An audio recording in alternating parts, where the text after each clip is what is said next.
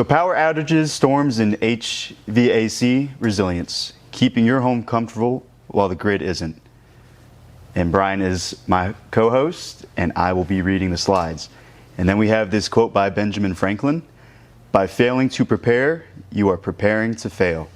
So power outages, storms, and HVAC resilience. Winter and spring storms are becoming more unpredictable. Power outages don't just affect lights, they affect comfort, safety, in your HVAC system. And this was created by Bailey Shannon, Vivian McCalman, and Brian Wilson. Why resilience matters. Storms and outages are becoming more common. Your HVAC system plays a big role in comfort and safety. Today, we'll be covering how HVAC systems behave during power outages, safe backup options for comfort, protecting equipment from power surges, preparing for extreme weather, what not to do during an outage. And we already saw last year with Hurricane Helene, and then this year with that ice storm, and then you followed it up with another snowstorm 2 weeks later. Yeah. How long were you guys out when Helene came through?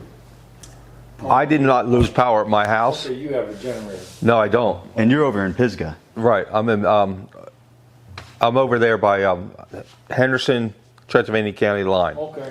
So, but the in-laws, right through the woods, they lost power. Mm-hmm. So you got lucky. Yeah. So, but we were feeding them coffee, hot meals, and stuff like that. So we were 6 days without power. Yeah.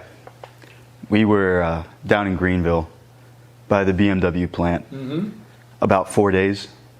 You had 4 days you were out? About 4 days. Wow. But then it took a month to get the Wi-Fi back. So that was the worst part, especially true. In a digital age. Yes. we can't live without it. Yeah. So power outages. During power outages, all furnaces, heat pumps, and AC systems stop working, unless it is a hybrid system with a battery backup. Thermostats lose power or communication. Accessories such as condensate pumps will not work. Comfort and indoor air quality are affected quickly, and there's no circulation. After the power gets restored, systems may restart incorrectly. Voltage spikes can damage electronics. Motors and boards are vulnerable. Some units need manual resets, and many HVAC failures happen after the power returns, not during the outage. Is there anything you'd like to add to that? I think having safeties on the units, and we're going to touch on it a little bit further on the slides, is to protect the systems. This ICM 493, I'm not advertising for them, but I see that is the best one on the market to protect the system for over voltage, under voltage, if they lose a leg of power, and lightning strikes. So I think they're great for the systems, special modulating systems, because our control boards and the sensitivity of the control boards is so great that these really protect them the best. So. Is that for a whole house system? Or No, just sir. Individual Heat pumps. Individual unit. Okay. Yes, sir. All right. So.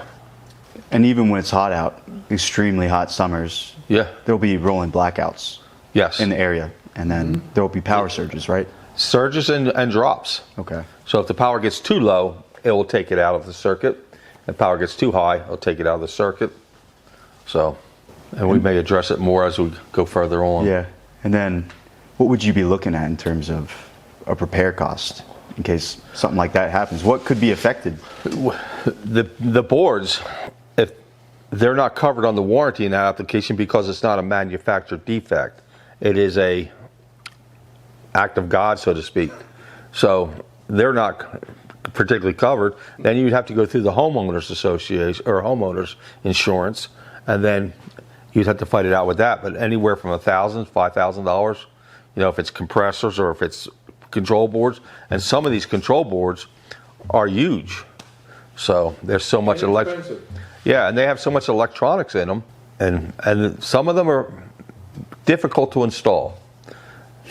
So just reconnecting all the wires. Now the wiring is not so bad, but it's just like making sure you get it neat and back into order the way it came out. So I think that's the biggest issue. And how much would a surge protector be? These, I think, are around about $700, I think, our price. And what about Installed, excuse me. Installed? Yes. And then just a reminder, if your system looks like this, it's time to clean it and maintenance it. As you can see, the fins on this are all bent, filthy, caked with mud, and it's probably going to create breathing issues. It'll probably be choked up, so especially with older units, that's a disaster waiting to happen. But yeah, we recommend routine maintenance on your system. 2 visits a year, get it cleaned, just get it ready to go. Any questions so far? We already talked about how long was your last outage. I feel sorry for people who have some pumps and overhead sewers and stuff. Yeah. And all, when the power's out, I mean, you can still use your water, but you know, you're Yeah. in trouble trying to get the waste out of there. Oh, yeah. And even still, you have problems with them power surges, and Sure? I've heard of pumps going out in Conisty. Yep. So, Safe backup comfort options. There are smart ways to stay comfortable. Portable generators, outdoor use only. Whole home standby generators, such as our Generac that we install. Battery backup for thermostats and controls. Insulation and zoning to hold temperature. Backup is about maintaining safety and stability. Generator safety basics. Generators help, but only if used correctly. Never indoors or garages. It's a terrible idea. Keep exhaust away from openings. Don't backfeed outlets. Use transfer switches. Let pros size and connect systems. Comfort should never risk safety. And we get a lot of people that will call in and say that they bought a generator from Lowe's or Home Depot, one of those big retailers, and they'll ask us if we can install it. But who knows if they bought the right size? right. And that is another disaster waiting to happen. I think the transfer switch is critical. Oh, absolutely. So I'm not sending power down the line. I'm not sending back to hurt somebody on the line when they're working to repair it. Right. Or, you know, do I have too many things on? So if it's professionally installed, you know, it's done right, you know, things will run. And then they have the, I'm buying one lot, where the load shedding, their Bluetooth, like your heat pump, your water heaters, things like that would be shedded by Bluetooth if the generator is pulling too much draw on the if the electricity is pulling too much draw on the generator. Do you guys install the transfer switches also? Or? Yes, sir. Yep, okay. Yeah, and a big one is, and I've heard this a lot, is finding the right size. Or with the portable, they don't have the transfer switch or the lockout where it protects the inlet voltage, incoming voltage, and the generator voltage running at the same time. And then you just put double the voltage on your appliances inside the house. So instead of having 240, you have 480. Yeah. So Yeah, now things are that burning works up. real well. So I think the biggest thing is if I'm running the generator, I have a safety where I'm shutting off the main and just running the generator into that circuit, into the panel, not both. So, Unless it's a portable one, then you just disconnect it from the main switch and, you know, plug it in the portable, and then, you know, then you use it until you don't need it anymore. right. The biggest thing with that is when you go away, is the power, are you going to shut it off before Right. you go away? Yeah. And the power comes on, or you don't turn off that main breaker coming into the house. Right. So there's some thought that sending power down the common leg or the ground wire, and I don't know much about that, I can't answer to that, but there's having it done right with the transfer switch is the best way to protect yourself and people down the line. And protecting HVAC from surges. Storms cause electrical spikes. Protection means whole home surge protection, HVAC specific surge devices, grounding checks, post-storm inspections. Your control board is your system's brain. Protect it. And preparing before storm season. Before storms arrive, prioritize regular maintenance, especially before our storm seasons. It's the optimal way to operate. It's pretty common sense too. Replace filters, clear outdoor debris from around the units, test thermostats and safeties. Preparation is cheaper than emergency repair. I think keeping your area around the unit so stuff is not going to blow onto or fall onto, or some people like to shove things behind it because that's a nice way to secure things from blowing away. Cuts the airflow down, yeah. Yeah, but it's nice and neat. It's right there. It's solid. So I just lean this behind it. What can go wrong? So, and then all of a sudden that wind kicks up and it starts banging against it, or if it's too tall, falls on it. So, Damage the lines going in too? yes, sir. Power or Freon or whatever the gas is now that they use. Right. It's very common sense you prioritize your maintenance. We like to emphasize to get it done in the spring before the summer hits, and then in the fall before the winter hits. So Yep. just get that out of the way, and it is much cheaper than having a repair call. With that, you have the critters that get into them, and if mice are getting into the unit because they're hiding, snakes are going to follow. So, Yeah, we found snakes. snakes, Yeah. all sorts of stuff in there. Oh yeah. So, And then we'll touch on electrification in the grid. The future of HVAC is smarter, cleaner, and more efficient. More homes and cities are pushing electric-only heating. Less reliance on gas, but more pressure on the power grid. Be mindful. During outages, electric heat pumps won't run unless you have a backup. pretty straightforward there. Well, gas units too, I mean, unless you have the power for the fan and everything else, they're not gonna run either. Right. That's where the small backup generator, so you'll just have heat. Yep, So you can get the refrigerators and a furnace, the well pump, a few small items on there. couple lights, yeah, So, lights. So weatherproofing your system. Storm-ready homes protect against flooding, wind, freezing lines, and debris. Solutions include elevating outdoor units if possible, or drainage solutions, securing refrigerant lines, sealing ductwork, improving drainage. I think it's important, as you say, for flooding or even erosion on the outdoor units, where the outdoor units over time, the water coming down along the side of the house and just takes out everything from underneath the pads, and you'll see them dangling, or even sinking on one side. So it's critical to have them a good solid foundation at first, and then over time, keeping an eye on it, you may have to re-support it. So, Because some homes where the HVAC unit is, it's a slope. Yes. And then you kind of have to balance it, but over time, that slope is going to take away that mud and dirt around it. yes, sir. And then you see the pads elevated up extra few inches. It's not supposed to be like that. No, they have to be level. They Yeah. run better when they're level. And they'll tilt eventually. Yes, and it'll also put tension, as you say, the line sets and stuff like that, and the refrigerant lines, the connections, and even may cause damage there, losing refrigerant. Because they'll bend a little bit. They'll bend. I haven't seen them where they would bend so much where they were kinked, but there's a lot of pressure there because of the weight and sliding away from the wall. So there will eventually be leaks in the refrigerant. It cause damage where you don't have the system running at all. Yeah.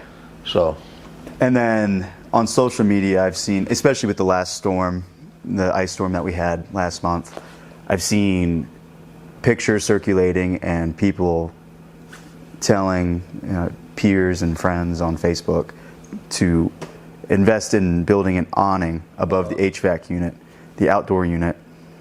And it's basically just a four posts and then just an awning that slants so it takes the water away. And it's not, in case you have hail or heavy ice, it's not pounding the outdoor unit. Does that work, or what does work. clearance do you need? if you have, some systems are 48 inches clearance above it, some are 5 feet, 60 inches clearance. And that helps so you're not recirculating that air back into the system. So you have plenty of room to discharge the heat out of the system in the summertime, or the cooling the cool air coming out of the top, so you're not recirculating that cold air or that hot air into the system. 2, in an ice storm, it's really helpful because now I'm not having all that ice hitting the top of the unit and freezing over top, causing issues with the fan or the fan blades along those lines. So it can help protect the unit, but if you don't do it right, you can damage the system, cause it to run harder.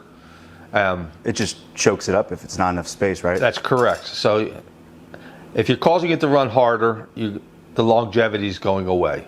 The outdoor units aren't cheap, and they have to be matched up with the indoor units. So you just can't pick and choose one to replace that one out there. Right. So. And I guess with side discharge units, you won't have to worry about the clearance as much on the top side. That's correct. So now, as the manufacturers are going to, you're starting to see a lot of them out there. And also with the side discharge, they tend to have a smaller footprint. So it's not this big piece of metal in your yard. It's tucked away and it looks cleaner. So I like them. The only thing you can have a problem with, I think of, a snowfall. So if we get 6 inches of snow, now I've covered 4 or 5 inches of that coil in the back. So having them up on a small platform, I think is a great idea. Okay. Or even if they're mounted to the house where they're on a stand. So it makes it nicer. And then we have the ArcticFlex, which we have gone over so many times in our seminars, which is our side discharge unit that we love to install. Yes. And we put ours on a 3-foot platform out there.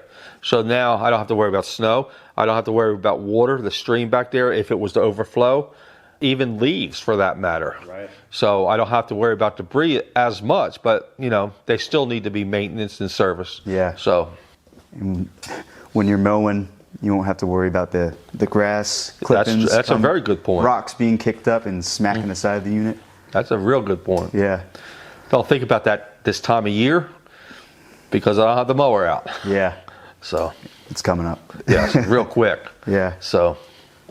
And I see those awnings in every photo. They're built out of wood. Does the material you build it out of matter, or if it's metal, can you do that as well? I don't think there's an issue either way. Okay. It's protecting the outdoor unit if it's installed correctly. Okay. And then I have a question. How would sealing ductwork be a solution to prevent against storms and storm issues? I don't think that really plays into the storm itself. I think sealing ductwork is good any time of the year because if my ductwork is in the attic or it's in the crawl space, I don't have to contend with that heated air. I'm not losing my air conditioning air into the attic. I'm not conditioning the attic or the crawl space. So I want my system to feed into the house, not into the attic, not into the crawl space. Which could be critical when it's freezing cold out. Yeah. You don't want to lose anything. Right. And then the same option, on the other side of that, in the heating mode, or the cooling mode I'm trying to say, is pulling that hot air in the attic into the system. Yeah. So now instead of having 70-degree return air, I have 110, 120-degree return air. Yeah. In the crawl space, I don't have that musty air or that, if it's not encapsulated, I'd have that smell coming in from the crawl space into the house. So a sealed duct system is great for the system. I'm not pulling dust and dirt into the system, and I'm not pulling outside air into the system. Okay. What not to do during an outage. Avoid dangerous hacks. And you'll see a lot of this stuff on social media. Don't heat with ovens or grills.